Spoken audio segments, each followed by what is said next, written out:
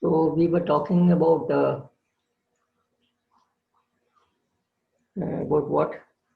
The functions of DNA, functions of nucleic acids. Functions of nucleic acids.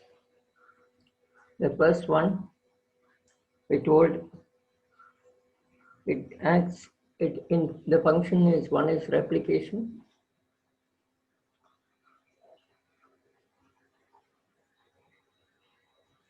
Replication is a very important function in the sense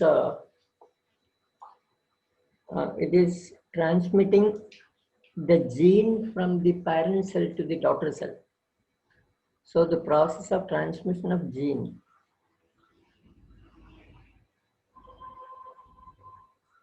transmission of genetic information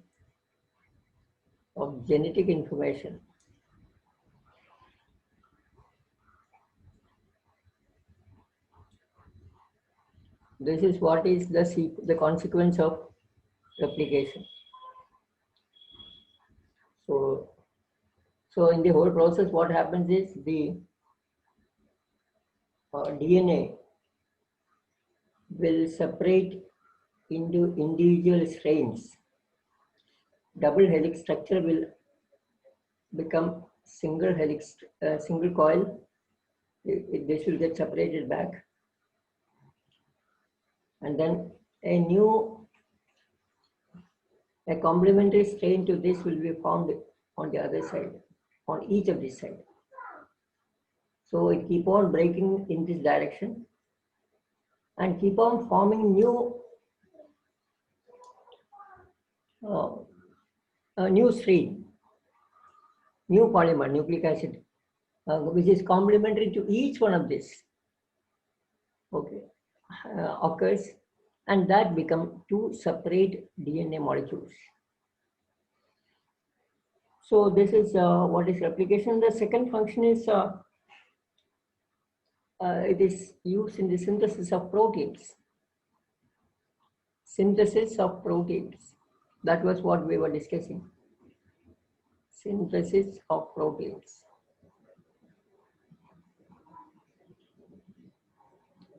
Now I told you synthesis of protein. Every protein has a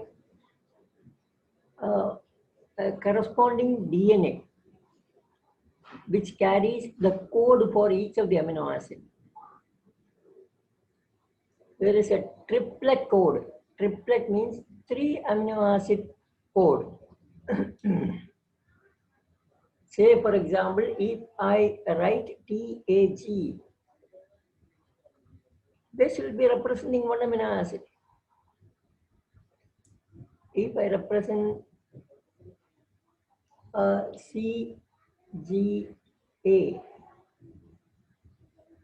that represents another amino acid. So each of these DNA will be carrying the code for a particular protein. So if you want to make a protein with ALA, PHE, BAL, GLY. Okay. You will require a DNA containing the code for this. See, code for this is any 3 base: adenine, guanine, cytosine.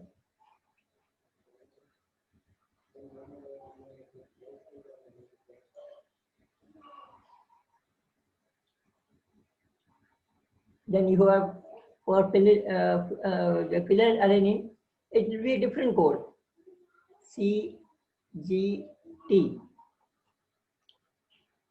Like this, there will be a specific DNA molecule corresponding to each protein which is there in the body. So when the system requires a particular protein. What it does is the DNA carrying the code will get activated. So during the synthesis, the first step is DNA get activated. Which DNA? The one which contains the code for the protein will get activated and it will generate a complementary strain. A complementary strain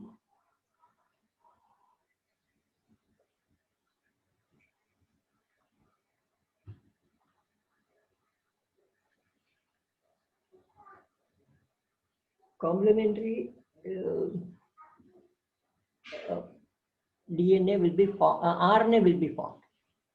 Say for example,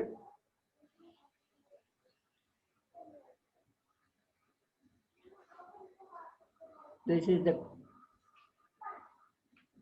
amino acid, this is the nucleic acid with a particular GCA.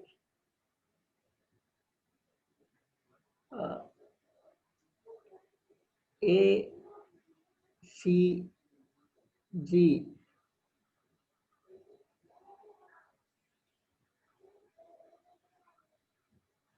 T, C, G, A, G, T. So, if there is one strain where if this is the code of the amino acid, code of the protein in the DNA, it will form a complementary RNA. It will form a complementary RNA.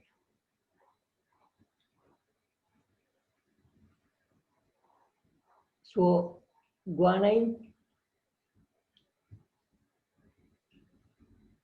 what will be the, C.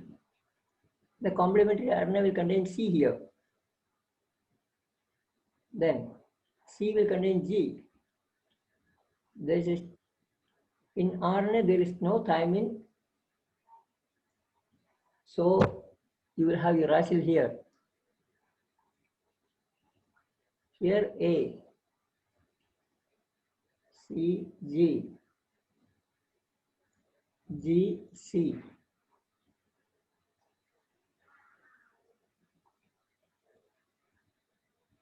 A, U.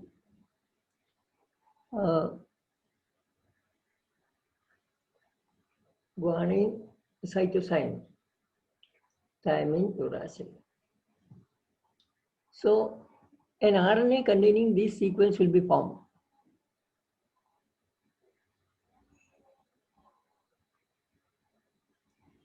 And this is called a messenger RNA.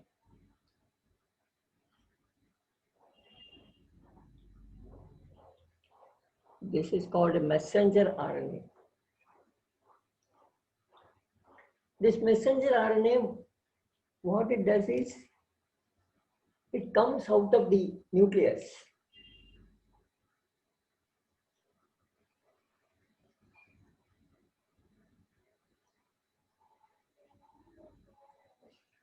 And when it comes out of the nucleus, it is transferred to another RNA called transfer RNA. So messenger RNA gives this code to transfer RNA. And the transfer RNA in the mitochondria or cytosine, wherever the protein is synthesized, it will accumulate those amino acids required as per the code it has received.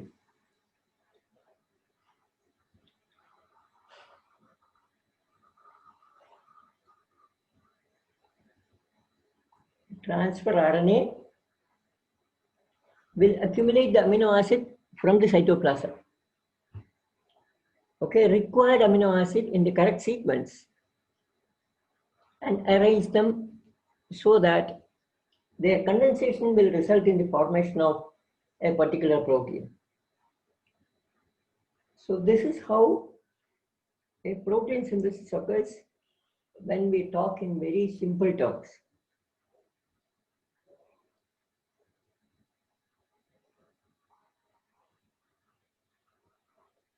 Okay, so that is a brief description of protein synthesis. As a step one, the DNA generates a complementary RNA, which is called a messenger RNA. The messenger RNA carries the three-letter code and moves out of the nucleus.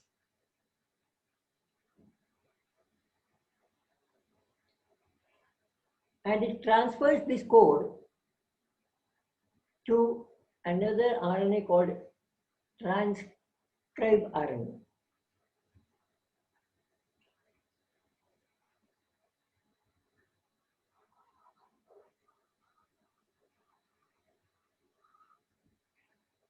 Okay.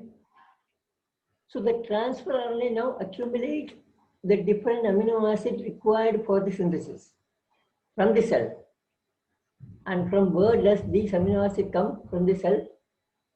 It comes from digestion. When we eat food, it gets digested. When we eat the food, it gets digested in our body and it is absorbed. It will contain non-essential amino acids and essential amino acids.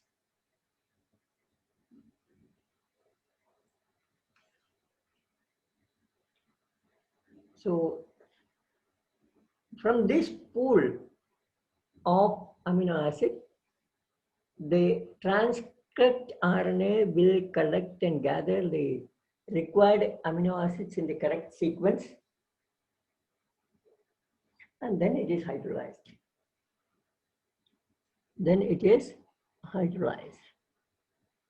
So this is the synthesis of proteins. Now let us talk something about the difference between DNA and RNA.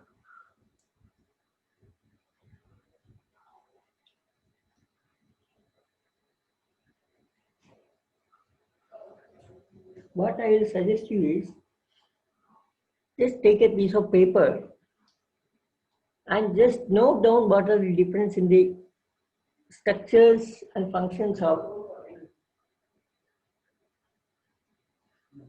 DNA and RNA.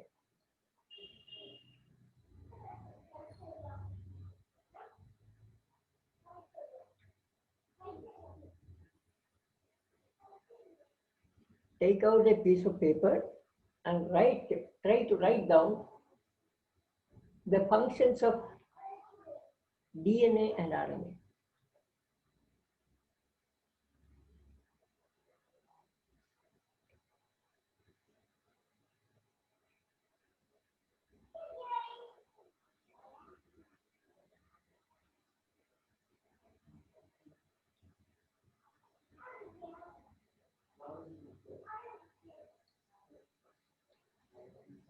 I hope you can write down.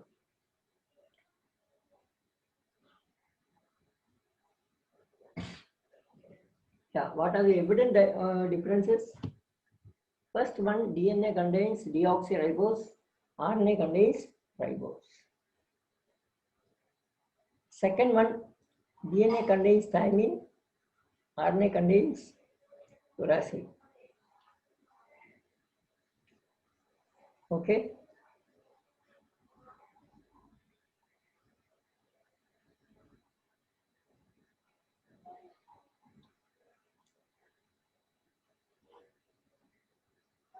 The third point is DNA is double-stranded, RNA is single.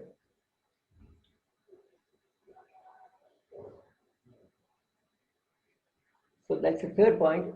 The fourth point DNA pairing of bases in broadly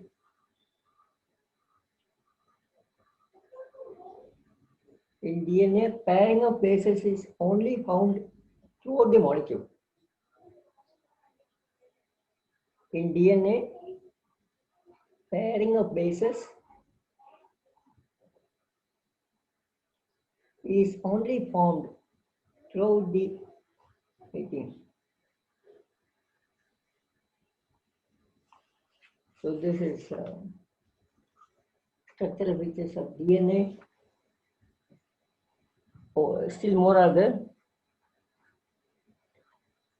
In DNA, the total amount of pyrimidine bases is equal to total amount of pyrimidine bases.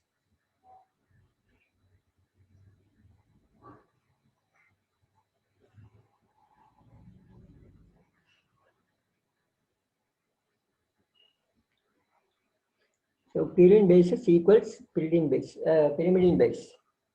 Next point, DNA is present in the cell, but RNA is the cytoplasm.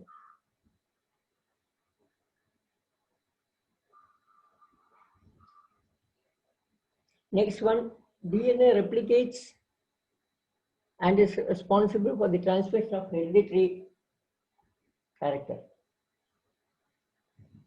So DNA transmits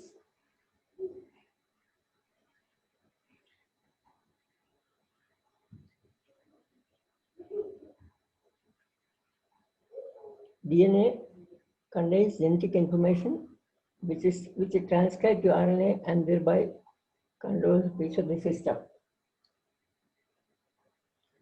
So correspondingly, you can find that RNA differs in quite a few points.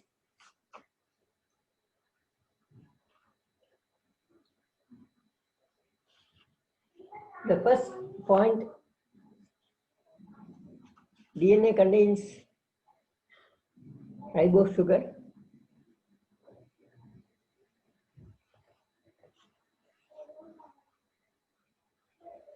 And RNA contains uracil instead of thymine. RNA is single-stranded.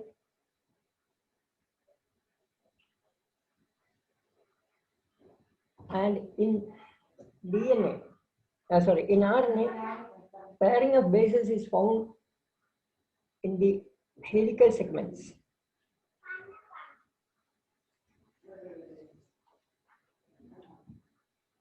Pairing of bases occur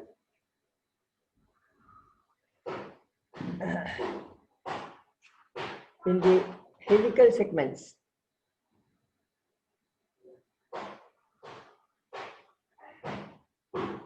Next, in RNA, the total amount of pyridine need not be equal to total amount of pyrimidine.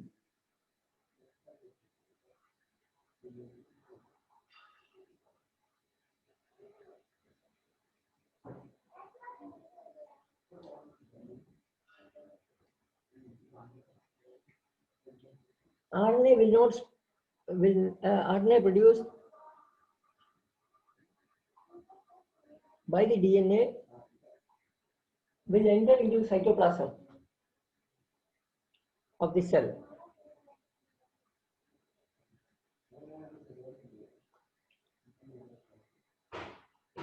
RNA does not replicate. DNA replicates, but RNA does not replicate.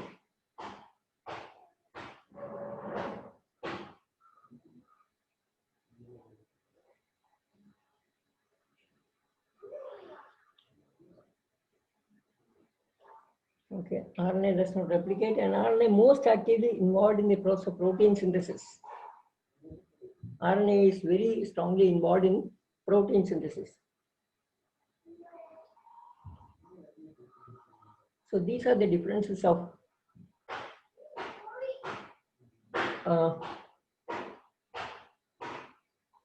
DNA and RNA. I think that culminates the whole topic on biomolecules. So, and in fact, there is a small point which is related with the DNA fingerprinting and its application. That I did not go through the minor details of that. I'll tell you next time what is DNA fingerprint. So in fact, that totally completes our topics. So what we can do from tomorrow is a quick revision of whatever we have taken in this full book. Very briefly, we will revise, and we will have question answer sessions. Okay, I'll keep on giving you questions, and we will answer together. You can note down the answers to the questions. So from tomorrow onwards, our class will be directed in that direction, will be oriented in that direction. It's a revision plus question answer.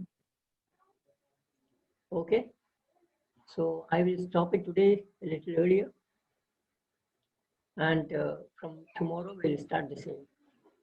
Okay, what I have told you already. Okay, thank you.